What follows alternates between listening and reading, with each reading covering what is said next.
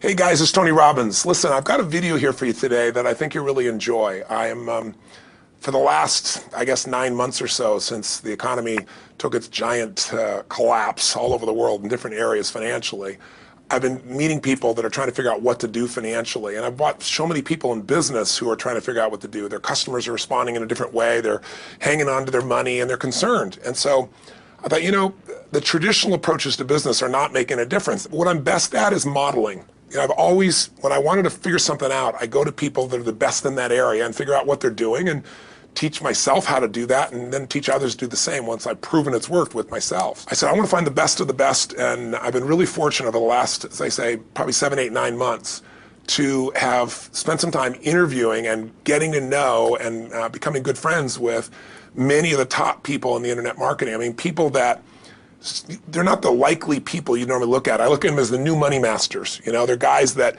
you know, they didn't have the traditional education and ladies that didn't, but they found a way to add value.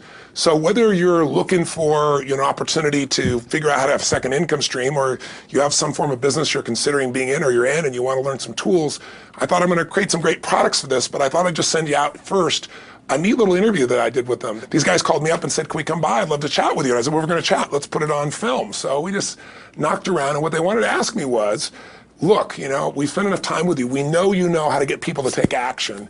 I said, well, come on over and let me kind of get inside your heads a little bit. Let me see why you follow through. Why do so many people say they're going to do something and then never follow through? And a few people do something inside their head and heart that gets them to follow through.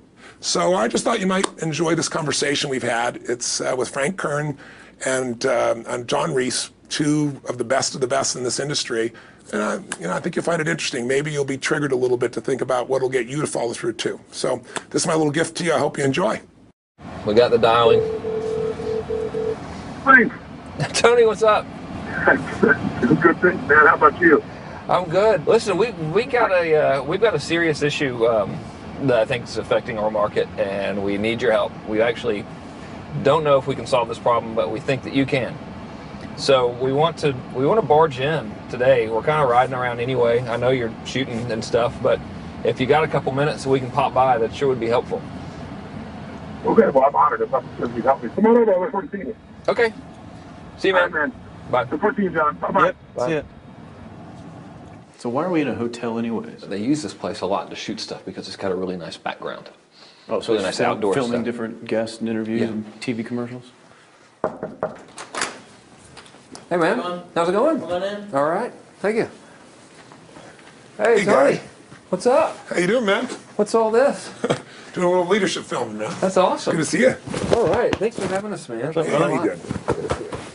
Well, come on in. I'm curious to what this major problem is that you're going to see me right away about. This sounds like a setup to me, man. It's a setup, yeah. I told John it was an intervention about his glue sniffing problem. Well, come over and sit on my lap. Yeah, buddy. exactly. So we were doing some talking, and the big problem in our industry, we think, is a bit of a mystery. No one has the exact answer. We were actually talking about trying to figure it out, that, you know, so many people in our market get these courses that, you know, him and I both, for our own respective businesses, spend hours and hours of time, you know, recording these, you know, building these education products, these training products to show people how to grow a business or build a business. But there's this large segment of our customers in our market that we're in that really don't get results. They don't do anything, or they're just, you know, for whatever reason, it's not for them. It's just, you know, we were just talking about how great it would be if there were just, you know, so many more success stories, right? Like If everyone who actually bought stuff, not necessarily just our stuff, but all of the stuff within our community, if the people who bought it, if everyone who bought it just actually used it, you know, and just followed the directions and followed through, how amazing that would be, like what we would accomplish as a community as a whole if that happened. So our challenge is, what needs to happen, what kind of shifts need to happen to get people to follow through, to get people to actually use the products? You're talking about the same mystery that people have of, you know, why does somebody, you know, get that fat where they're out of control and they hate themselves, but then they go have another piece of chocolate? Or, you know, why does the person who's just, the doctors just told them they have cancer, lung cancer, and they say, you've got to stop smoking, and Some studies show 70% of people keep on smoking. So you're not talking about a minor issue here, right? It's part of life. But there is an answer because there are people that do follow through, and there are people that never did before, and then they've never followed through in their life, and now finally they break through. And that's what I try to focus on, is what those people do. Yeah. You know, in my case, in the business world, I look at people like you, people like Dan Kennedy. Yep. What do these guys do? Okay, I'm just going to do that to the best of my ability. And sure, you know, it's like, well, oh no, I can't write copy as well as Dan Kennedy, or I don't have as much energy and drive as Tony Robbins. Well, but you didn't start so like, what? You didn't start so out I've got as much Frank as I Kern. got. You didn't start out Yeah. who you are. You started out trying to make how much? Come on. $300. Yeah, A week. A week. $300 right? a week, yeah. And you failed at that in the beginning, didn't you? I failed pretty miserably, yes. But it was effortless to fail. I mean, it's just like natural, yeah. But truthfully, you went from $300 to, I remember you said your first time you believed, if I remember, was when you made like $2,500 in like It 4 or was 5 5 days when I was on vacation. while you're on vacation. That was when the true internet marketing dream was realized, you know, Right. because I sold a downloadable product and I wasn't even there. I didn't have to ship anything. I was like, oh my God, this was so great, you know, $2,500. And to me, that was just a gazillion, you know, because my rent, I think, was like $400 or something. And when you've told me that story before, and you just did it again, and you get you big grin on your face. Right. You get more excitement on your face than when you talk lights about up. doing 18. Than when you talked about doing the 18 million, which I know you're proud as hell of, and you didn't get all the money, but you made 18 million bucks for somebody in That's pretty 24 good. hours, right? Yeah. But look at your face. It's like nowhere near as excited as $2,500 in 5 it's the days, same baby. thing, though. I mean, the It is. $2,500 is just as, there's no difference. No, I there's don't even think. more, because there was a moment when you recognized what was possible, but you didn't recognize it until you actually experienced it, but you only experienced it because you had to. Right. You had to keep going until you found it, just Yeah. like you did. You Yeah, had to keep absolutely. going until you found And it, it's right? like the validation that the fear doesn't have to matter anymore. That you don't.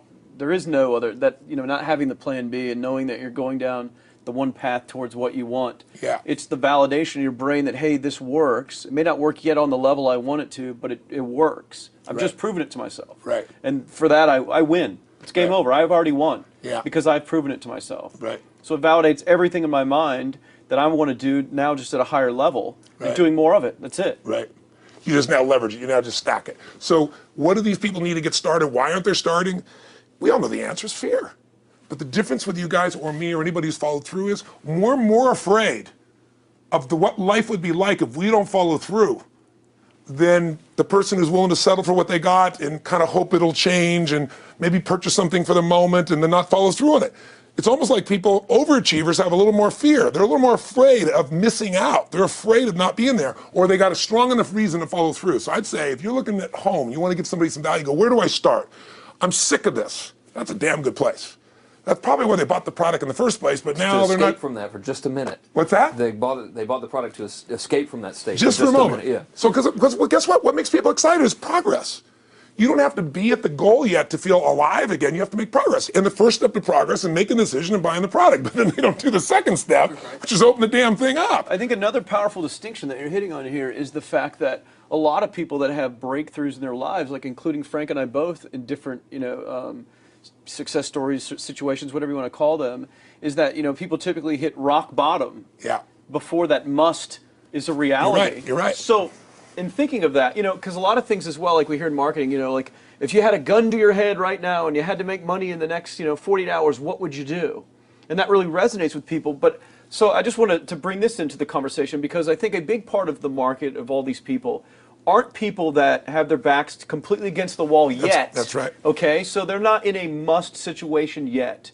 They're in a desire situation where they're okay in their lives. They do have big dreams and ambitions. They do want greater things, but it's not pushing them yet to the point where they will do what it takes To master have the something. must. So what do you think? How do people go from not having their backs against the wall when they have no choice to say, I'm totally sick of this, Right. to conditioning their minds to go from their situation where they are, which may be okay, to getting something greater? Well, think about this. What pisses you off and what excites you is all relative. $300 a week, no, $2,500 excites him more, that memory to this day, than even the $1 million, he did in his first 24-hour version, right? Or you breaking the 4 minute mile, $1 million. That must have been out of your mind. Tell me about that for a second. What did that feel like? You make $1 million in 24 hours. Nobody in history of the internet's done it. Euphoria. Yeah. It was unbelievable. What was your? It wasn't even about the money. That's exactly weird. right. That's exactly It wasn't right. really about the money. No, it wasn't. I wasn't thinking like, oh, that's how many cars I can buy. Or, No. It just wasn't. It was just breaking through like another like barrier of progress. So at that point, it wasn't about your back to your wall. At that point, what it was really about... It was a further point for my fear, is what it really was. Further point for your fear, and for some people, and I think in some cases, it's also a recognition of who I am and what I'm capable of. So for somebody whose life is already great, this is about, what if I could take on another skill that could create more freedom for my life? And just saying, I'm not going to go out and try and do it all perfectly right now. What I'm going to do for the next 8 weeks, I'm going to create a little ritual. I'm going to do one thing a day to condition my mind, right, so that I get strong, so I follow through. I'm going to read something. I'm going to listen to something. I'm going to immerse myself. I'm going to go for an intense jog, or I'm going to go lift weights, but I'm going to do it consciously to get in a state where I'm going to follow through. That's number one, because people follow through when they're in state. Second, I'm going to get clear about why this is a must for me. It's not because my back's against the wall, but because I want to master an area of life that could create some freedom. I'm not going to master it overnight, but I got the system, I got the plan.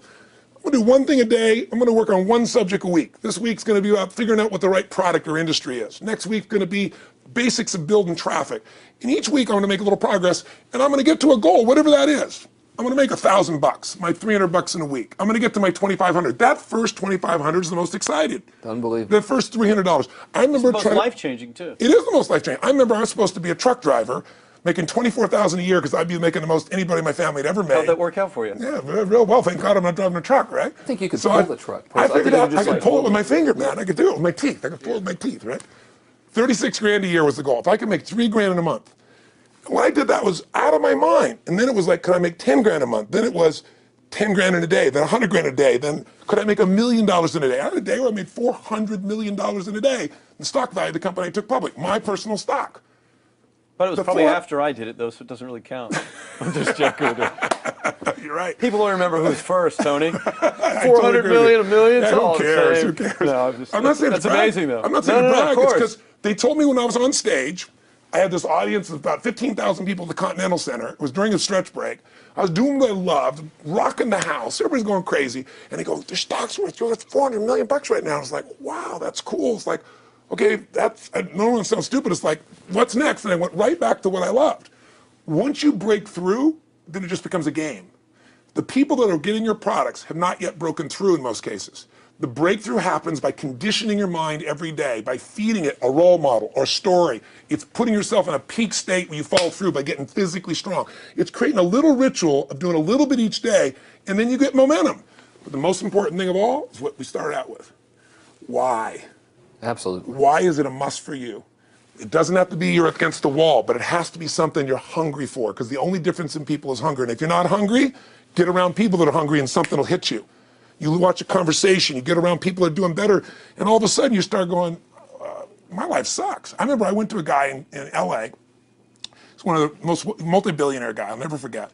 And I lived in the Del Mar Castle, and I was really proud. That was like the symbol of me having taken myself from being poor to providing for my family this great place. It's built from castles in Europe overlooking the ocean, not far from you. And I went to this guy's house. He's a billionaire. He took me down to his wine cellar. I don't even drink wine. Went through this whole thing. At the end of the night, I was depressed. I lived in the Del Mar tenement, as far as I was concerned. I really was. I was like, I live in a crappy place, and all my standards changed. All of a sudden, I wasn't willing to settle for living that. All of a sudden, my back was to the wall in a different way, because as a man, I knew I was capable of more. So people can change their standard by getting around where it's better. People can change their standard by getting associated with what's true, like the bills they got to solve, the problems they got to do it. Or they can do it because they're excited because it's something new they want to take on. Everyone's different, but they got to find the why, and they got to come up with some daily rituals to get them going, and just do a step at a time. That's where you get momentum. Awesome. That is awesome. So, think about what's the holy grail between somebody taking action or not. It's one word: certainty. When somebody is absolutely certain, the common word is believe, right? But you can believe at a general level, or you can believe with certain. When you're absolutely certain that if I do this, it's going to get that result, and that result's going to change my life, you'll do it. When you think it absolutely is not going to work, you're never going to do it. The middle no man's land of maybe it'll work, maybe it won't, that's the piece that kills people, right? So if it's a must for you, you got to make it work, right? In our case, right? That's an example.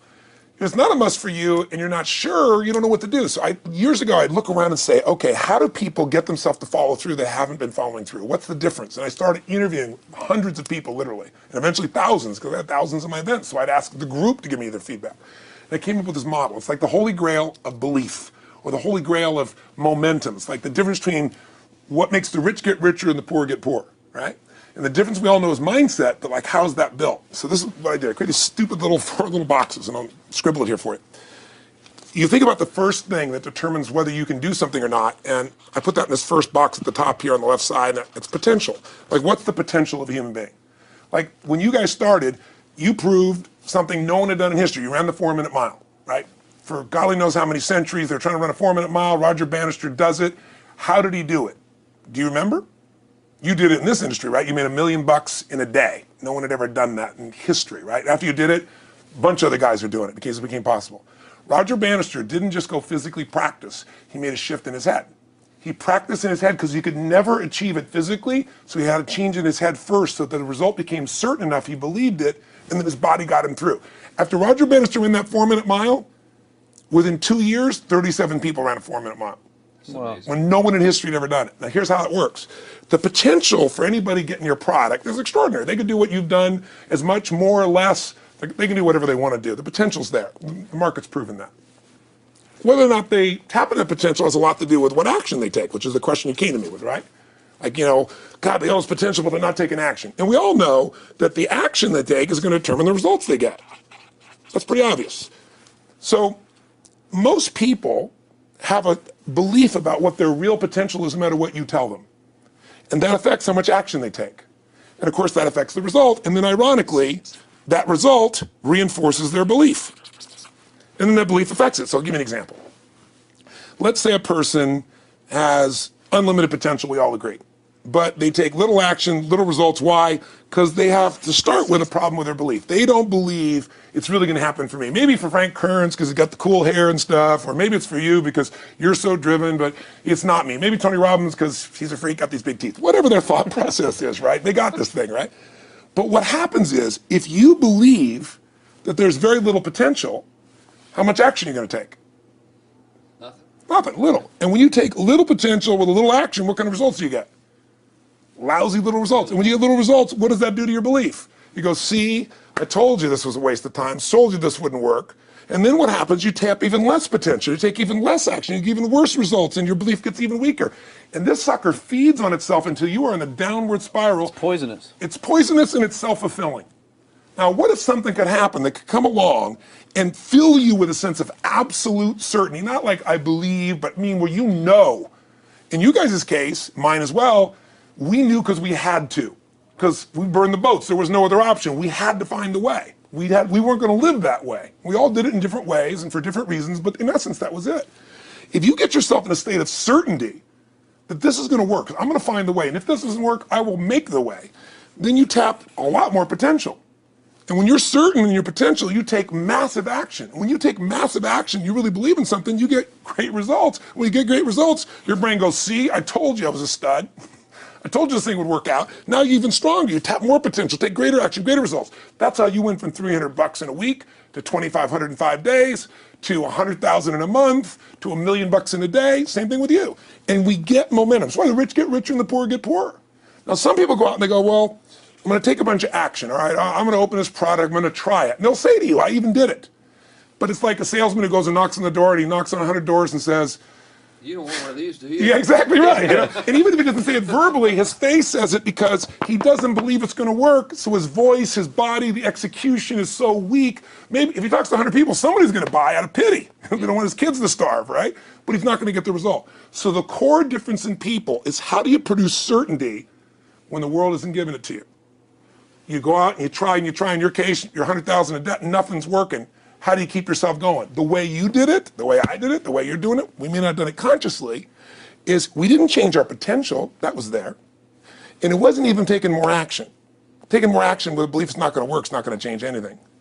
We got results in our head that made us feel certain as if it had already happened.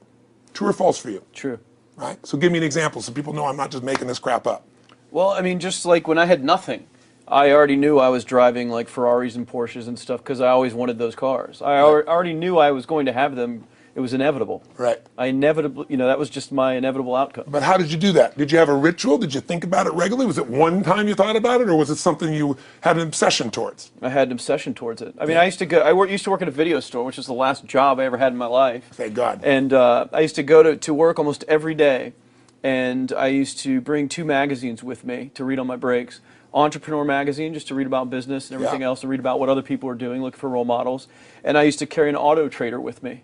And I used to look at Porsches that were for sale. Yeah. And people always used to ask me, what are you doing with that Auto Trader magazine? I'm like, well, I'm just picking out the Porsche that I'm going to buy. Right. Which probably got you a lot of crap. I did. People made fun of me. Sure. I actually had a boss at that job tell me, you really shouldn't do that to yourself, John, because it's very, very likely that is never going to happen. That it's very likely that you're never going to have that car. Yeah. That's the kind of belief he was trying to put in my head. And I was like, no, you don't realize that it's inevitable that I will drive here sometime in the near future with that car when I'm not working for you and drop movies off for you to put back on the shelf. And that actually happened. And it was one of the most fulfilling days of my entire life. And the great thing was when I pulled up in this car, I was in my mid-20s. Yeah. A car that most mid-20s. What kind of car was it? It was a Porsche 911 Turbo. It was a convertible and everything. Sure. It was a beautiful car. It was one I always dreamed of having. But for a few years, I always circled the ads of which ones I was going to buy. Well, when I finally got it and I pulled up at the store, I had all these people. Some people that were still working at this $7 an hour job were there years after I left. And I'll never forget this, even the boss and stuff, and the reaction of the people was like, wow, that is awesome. Yeah. Is that your dad's car? And all I said to them was, not exactly. Good for and you. I just smiled and just left. But it was, it's the weirdest thing, but I just knew it was going to happen. But you knew it because I conditioned myself you to did it to over and know over it was- again. yeah. When I was in high school, I was not a popular kid, but I was passionate and intense, and I'll never forget. Some particular girls gave me some crap, and a guy too. And I wrote in their journals or their annual yearbook at the end, I wrote, someday, I said, you treated me like hell. Someday I'll be rich and famous, and you'll be an effing truck driver. And you'll be sitting there, I'll be with with this beautiful woman of my life, rich, and you'll be watching me on television thinking, you wish you would have treated me better. I actually wrote this shit in people's annuals because I went to a 10-year high school reunion. One of the people friends showed me this stuff, great. right? But it's like, I burned the bridges, baby. I was like, this is how it's going to be. So I'll give you a perfect example of this. They did studies, many have been done at this element, where they want to say, how much does the mind affect performance? So they take basketball. And I've worked with a lot of NBA players and turned them around, and one of the problems many of them have is they'll choke on the free throw line. Well, everybody knows in that case, if you normally shoot really well and now you're not, something's interfering, something's getting in front of your state, some uncertainty, right? Obviously. So they take a group and say, we're going to make them better. How do you make somebody better who's got this mental block? So they take a group of guys and they're going to do free throws, and they do one group where they just practice for 6 weeks. Totally intense practice, and I forget the number of free throws, but they got to do this many free throws every day. Take a second group, and they have them not practice at all. Obvious. And they take a third group and they don't let them touch a basketball. All they do is have them practice in their mind, but the key is it's not practice makes perfect, it's perfect practice makes perfect, as corny as that sounds. So these guys see themselves making the shot every single time, conditioning their mind and body that it's perfect every time. They're not interrupted by a reality that would screw with them. So at the end of 6 weeks, they tally it up, and now they give them a test to see who has the highest free throw percentage, success.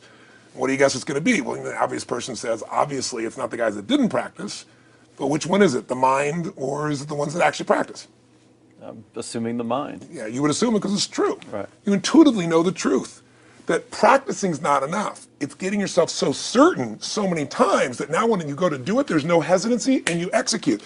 It's having that absolute certainty that makes you tap your full potential, take massive action, get massive results, be reinforced having stronger belief. This is what makes somebody a star at anything. It's like Jack Nicklaus, the golfer. Yes. He visualized every shot and where it was going, landing right where he wanted it before he ever hit it. Every single time. And what do most Every golfers single do? time. They just take a practice swing and they kind of hope for the best and point in the right direction and hit it. And some of them, if they've had some bad hits, what are they really focusing on? What I don't want to do. Exactly, exactly. And that's the same thing here. So I'll show you a little stupid little physical technique for this. So stand up for a second. You guys going to do this with the camera show 'em? So try this for a second. So just put your feet together and then put your right index finger straight out in front of you like this. Okay? And all I want you to do is I want you to just turn clockwise comfortably as far as you normally turn. Just notice where you naturally stop. Go ahead and turn clockwise. People at home can do this too. Keep your feet straight. Notice where you stop. Come back around to me. Back around to me. Pretty good. Okay, good. Yeah, you're really good at this, right? Drop your hand. Now let's do something really simple. Close your eyes And you don't even have to visualize, just feel. I want you to imagine your finger coming back up again. And this time, see and feel it coming up. Don't actually make it happen, but feel like it's happening. Imagine in your mind that you're actually doing it. You're seeing it, you're feeling it. And then make it like a game where you turn twice as far this time. Like you're a little kid, you know, somebody measures you and you go, I'm taller, come on, measure me this week. And that desire to do a little further. And then in your mind, do it again. Your feet are straight together, and in your mind, feel your finger coming up, see it coming up, and imagine going 3 times as far this time. And then one more time, bring your finger up, and you're like an owl. Your feet are straight, and you turn all the way around, and it comes all the way around to the front. See it and feel it and enjoy it each time, like it's a game, like you can't wait to go further. And you know you do, every time. And then when you can feel that, and it feels good, then open your eyes, and now put your finger straight in front of you, and turn as far as you can comfortably, and see what happens this time. Go. Break my back. Now notice, I don't know if the camera's got it, but you don't even have to ask the camera. You can ask yourselves. Come back around. Did you go further this time, yes or no? A lot further. A lot further. 50% further. 50% Yeah, further. How much further for you? About the same. Yeah. The average person will go 25% further. Now here's the question. Or superior. Or superior pointer. There you go. It's superior right finger pointer. Thank God. So, did you have the potential to turn as far as you did the second time, the first time? Yes. Why didn't you? I didn't believe it, I guess. We have beliefs about stuff we don't even know we have beliefs. You have an unconscious belief about how far you can turn comfortably. The first time I did it, when I pointed straight back, Yeah. I thought that probably shouldn't even go that far, like it was going to hurt me, or that Yeah. I wasn't capable of going any Yeah. farther. It's like, And how much further did you go this time? And the camera knows pointed over there, That's about over exactly there. right. Now here's the difference. The potential was there the first time, and you took action, and you got a result. But it was 50% less than what you did later on, and the only difference is they changed your belief. How did I change your belief? We didn't work harder on your potential. We didn't take more action. I got you to see the result in advance. I got you to see it vividly 2 or 3 times. That's all. Of going further, and then your brain went, oh, I know what to do. Boom, it went there. Isn't that what you did by looking at your cars every single day and envisioning it? I mean, isn't that what you did when you created whatever the vision was? It was $300, $2,500, $1 million in a day? Yeah, that's what's missing for these people. They're not getting that execution is everything, but it doesn't happen if you don't get the psychology set of a state of total certainty. And you just change that 50% in 3 minutes worth of visualization. And visualization is only one technique. Because I was like losing my balance with my eyes closed, because I was kind of like lopsided. So I got one good visualization in. The rest of the time I was like, I sure hope I don't fall down on camera with my eyes closed. It's going to look really dumb. I don't have to do it. So you don't even have to be good at visualization. You can still get the improvement. So I want you to get, you ask the question, what is that difference in people? This changes people's certainty. People are uncertain they're going to succeed. They want it, but they're afraid. The best way to deal with a fear is get a big enough reason that makes you have to succeed, or condition yourself where you see it and feel it so often that you're certain that you just do it. That's all it really takes. That's awesome. You know, this worked. I was thinking this while you were talking about going to the Sit down so we can hear, hear this, and we'll go. You were talking about working in the video store and looking at the Porsches and stuff. I used to drive around in my car, doing the cold calling with the credit card machines. And one way that I would avoid cold calling, the pain of like cold calling and knocking on doors and everything, would be to listen to your stuff and listen to Jim Rohn's stuff. And wow. Just drive around, no particular destination, just to listen to it. And strangely, I still like to drive around. I prefer to listen to that stuff in the car for some reason. It's because it's where you got imprinted. I guess. I mean, it's like, well, I'll just drive up and down the coast and check out the ocean. Yeah. So I would drive around, and I would envision myself holding those types of seminars and teaching people that kind of stuff. And 3 weeks ago, I was teaching a seminar in San Diego, and I was talking about beliefs and envisioning things, and I had to stop. And I shared with the audience, I was like, you're not going to believe this, but I actually used to envision this very moment of me talking to you right now. So it really, really works. Definitely works. Makes a difference, I'd say. I'll tell you what, I worked with Andre Agassi in 1993, I think it was. He'd been #1. He dropped to 32nd in the world. And he was literally ready to quit with no exaggeration. His father was managing him, and he was so angry with his life. And he went through some, I think, wrist surgery at the time, and he's working on his swing. And he was dating Brooke Shields at that point. They weren't married, and not his current marriage, obviously. And so she said, you got to come see Tony. She goes, I don't need motivation. He goes, he's not motivation, man. He's strategy. He'll show you how to make that shift in your head. So he comes. I work with the guy. In the beginning, he's saying, do your magic stuff. Like, oh, yeah, great, thank you.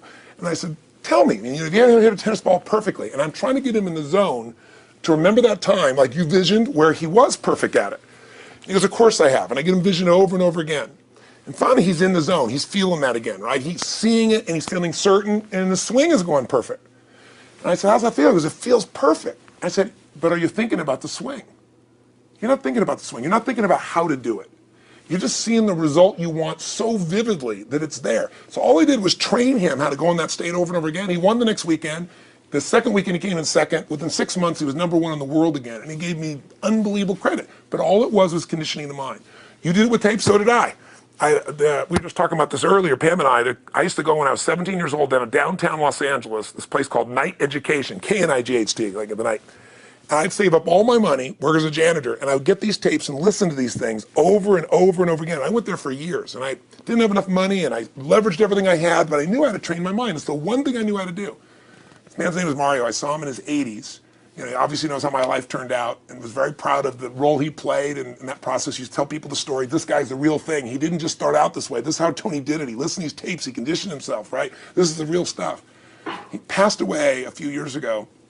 I'm calling his house, and he passed away, and his daughter was there, and she wanted to share with me that how I touched his life and so forth. But the best thing was, I thought, you know what? I want to get those tapes. I want to get that stuff that conditioned. You know, I want to go back to that moment like you did of, you know, that moment was visualizing, now I'm living it. And she said, he left all this in his will to you. So I have all these tapes now that are from the time when I originally went through, and like I'd go to sleep and I had these sleep tapes that conditioned my mind to believe that I could succeed even when I was sleeping, or to build energy in my body. And anybody who wants to succeed has got to know it doesn't just happen. You can buy a product, but you also, with that product, have got to condition yourself. You got to make it a must, and you got to get a ritual. And if you do it, whatever you used to dream about you thought was so huge, you'll just live it. You'll live it like you lived this yesterday. Like we're all living the life that we envision because we had to, and because we played this game with our head. We got the belief to be real by seeing it enough times and feel it enough times till our brain believed it, and then it made it happen. Which raised the potential, which made us take more action, which got us better results, which raised our beliefs again. That's right. And then that's why the rich get richer and the poor get poorer. So instead of bitching about it, change it. And this is how you change it. It's like a self-fulfilling prophecy. Completely. It's pretty easy to change. Just that one simple exercise was amazing. I'm still like, holy crap, you know, I wonder what else I can do now. But look what most people do. Most people do the opposite of that, right? They get the product or they think about doing it, and what do they envision? It not working. That's Yeah, right. the excuses. That So they envision it not working. As soon as they envision it not working, they feel uncertain. As soon as they feel uncertain, how much potential they tap? Little, if anything. And so they send back your product, and they listen to the damn thing, you know? And guess what? What does that do, by the way? They make that as another lousy result in their life. I didn't even follow through on that, and they believe even less. This process is the Holy Grail. It's where the whole game changes, and anybody can do it, and they can do it in a few minutes. And if they do it a few minutes each day, then they get a different life. They do it a few minutes one time, their life changes for the day. We're defined by our rituals. Everybody's got rituals, certain things they do every day. And what we three have in common, and anybody that I know of who has a life that they're living that was once a vision, is we saw it again and again and again, even when it didn't work, even when you lost 100 grand, even when I'm working as a janitor, there's something we would not give up on.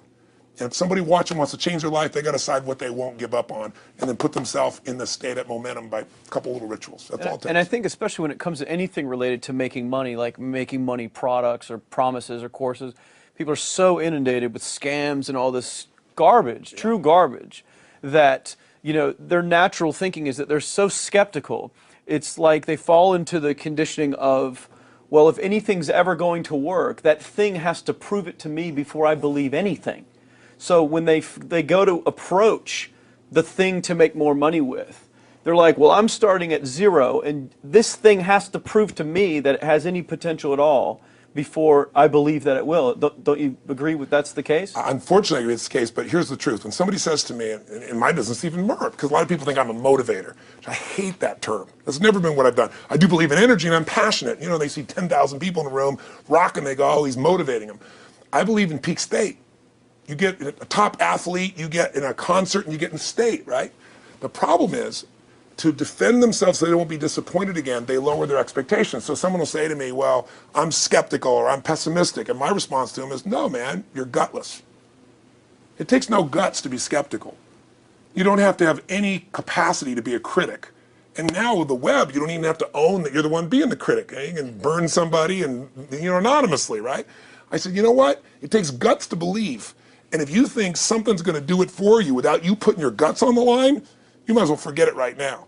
So this idea that I'm skeptical or they got to prove it to me, it's the biggest lie. What that really is your fear talking. You're so scared of failing, you don't even want to get your hopes up. And if you don't get your hopes up, you might say, well, what if they get their hopes up and somebody gets disappointed? How many disappointments have we experienced in our business careers and in our lives? The difference is some people take disappointment and let it destroy them. Other people take disappointment and let it drive them.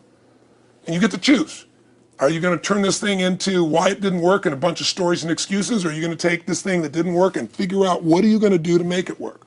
And it may not happen the first time, the second time, the third time, but the people that are relentless find the way.